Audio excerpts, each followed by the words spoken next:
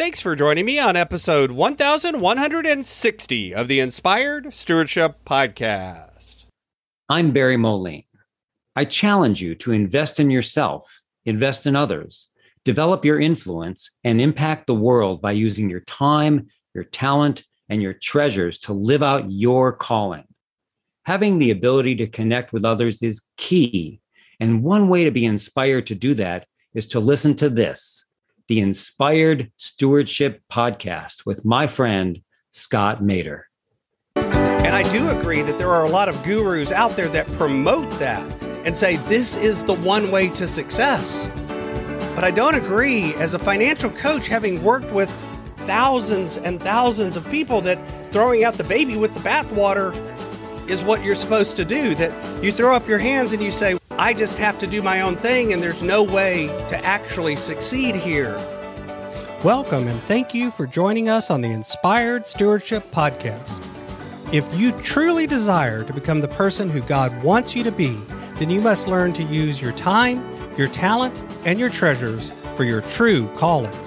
In the Inspired Stewardship Podcast, you will learn to invest in yourself, invest in others, and develop your influence so that you can impact the world. In today's episode about investing in yourself through stewarding your treasures, I talk with you about what some people call the budget culture and why they say it's bad. I share how you can get the benefits without buying into the bad. And I also share why it's all about mindset, not the actual techniques. As we talk about stewarding your treasures, wouldn't it be great if you could support this podcast and do it without costing yourself an extra dime? Turns out you can. All you have to do is use inspiredstewardship.com/Amazon when you're ready to make a purchase via Amazon, and a small commission will come back to support the show. If you enjoy the show when you're ready to buy from Amazon, just use inspiredstewardship.com/Amazon. A few months ago, back in March, I saw an article, and it's been going around a little bit on Facebook and other places, that basically talked about recognizing and resisting toxic budget culture. And this idea of budget culture struck me as interesting. So I went and looked at the article, and it's one of those where I agree with a lot of this and I disagree with a lot of it as well, which is not unusual with articles of this type. The idea that there's this thing called budget culture, which this article defines is a damaging set of beliefs around money that, like so-called diet culture does for food and bodies, rewards restriction and deprivation and promotes an unhealthy and fantastical idea of financial wellness. That's how they defined it. And if you think it's bad, the idea that you can find a budgeting app or a magic technique and another that will fix all of your money problems and you'll magically become rich. The idea that it's about restriction or deprivation or cutting things out to become where you are. The latte factor, the $5, just cut that out every day and now you'll be a millionaire. Not to mention the fact that somehow or another, that's the goal, to be a millionaire. This idea of ignoring the real underlying things. And so they go on in this article and they say that budget culture rewards restriction and deprivation, which is unsustainable. I agree with that. Ignores the dynamics of income, interest, and spending. Not necessarily. Demonizes spending. And then it says, which is the whole point of money. I don't agree with that either. Categorically labels certain money moves as good or bad for everyone. Again, I don't agree with that. I agree that happens. All of these things happen. If you tune into certain financial gurus, this is what it demonizes some ways of spending and elevates others. It promotes hypervigilance around money. It values efficiency and economy above human health, happiness, and well-being. So The question is, does such a culture exist? And yes, it does. Are there financial gurus that promote all of these bullets and say, this is the way to success? This is the way to be rich? Yes. And they even promote that's the goal. You should become rich.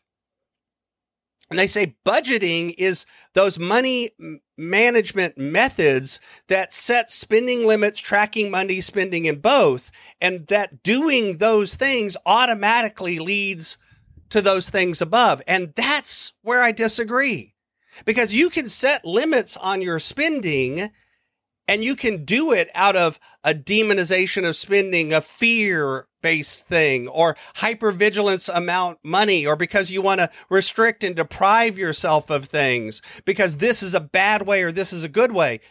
Or you can decide to set limits on your spending because you've made the decision that is in alignment with your bigger values, with your bigger goals, with your bigger priorities, with the things that you truly want to do to have a rich life. Not because spending is bad, not because one way of spending is better than another, but because you've made the decision. See, that's the difference here. This isn't about deprivation. It's about alignment then.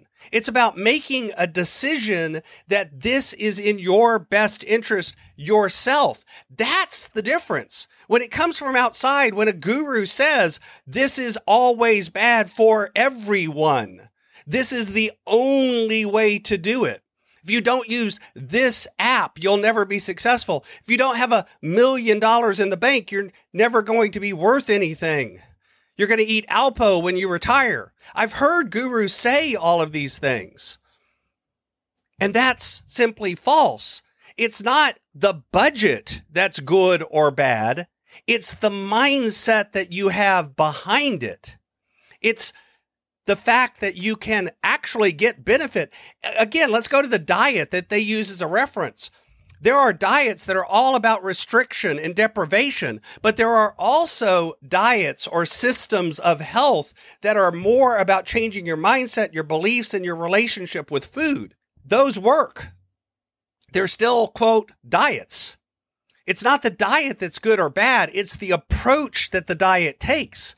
I do the same thing with budgeting. I talk about budgeting not from the point of view of restriction, what am I going to say no to, but from the point of view of what are you going to say yes to? What are you going to allow into your life? This isn't about buying into someone else's definition of what's good or bad. This isn't about buying into what the culture says is good or bad. That's what this article basically says. It says the only way that budgeting does, the only thing it leads to is a fantasy of being rich, buying into a model of success that is racist, that is patriarchal, that is always biased. It's about buying into that bigger belief. And I would agree 100% that buying into that bigger belief is absolutely a problem. But I don't agree that it's the budget that created that problem. I think it's the mindset and the cultures that we've created around it. And I do agree that there are a lot of gurus out there that promote that and say this is the one way to success. But I don't agree as a financial coach, having worked with thousands and thousands of people, that throwing out the baby with the bathwater is what you're supposed to do, that you throw up your hands and you say, I just have to do my own thing and there's no way to actually succeed here because the wider culture has set me up for failure. I do think there are things you can do to help yourself succeed, but they're really more focused on the mindset, the beliefs, not the techniques. Not, do I do a zero-based budget? Do I do a percentage-based budget? Do I categorize my stuff this way? Do I talk about wants and needs? This article goes on and points out that just saying something's a want versus a need is automatically labeling it good or bad. And I would say if you buy into what the culture around you says, that's not a want, that's a need, or that's not a need, that's a want, it is. But if you set those definitions for yourself, if you've looked at your life and you've said, for me, this is a need. I'll use cable TV as an example. My wife and I went years without any sort of television, no cable, no network television. We didn't have any streaming services. We did that for decades. And for us, it was fine. We didn't do that because we wanted to cut our spending and not spend money on cable. We did it because for us, TV wasn't something that was valuable. It wasn't important. It wasn't something we wanted in our house or wanted to spend time with. Since then, now we have some streaming services and we do other things. We watch movies and do all of that because now we've decided that at this point in our life, this is something that's okay for us. It aligns with our values. So does that make TV a want or a need? Neither one. It just makes it something that for a while wasn't aligned with what we wanted, and now it is. And the same thing goes for you. So if you've hired a coach, if you're working with someone and they start going through your budget and telling you what you should and shouldn't spend, where you should or shouldn't cut, then I agree you're buying into this definition of budget culture that they lay out in this article. But if you're working with a coach like I work with people where it's more about what do you want to decide? What's important to you? If leaving cable in is important, if that's something that's important and valuable to you, I'm not going to look at you and say that's good or bad or a want or a need because you have to determine. That's what's different about what they're calling budget culture and what I believe in when I say budget culture. Thanks for listening. Thanks so much for listening to the Inspired Stewardship podcast. As a subscriber and listener, we challenge you to not just sit back and passively listen, but act on what you've heard and find a way to live your calling. If you like this episode on the stewardship of treasures, you can sign up for our treasures tips by going to inspiredstewardship.com/treasures or text in the U.S. 44222 treasures tips.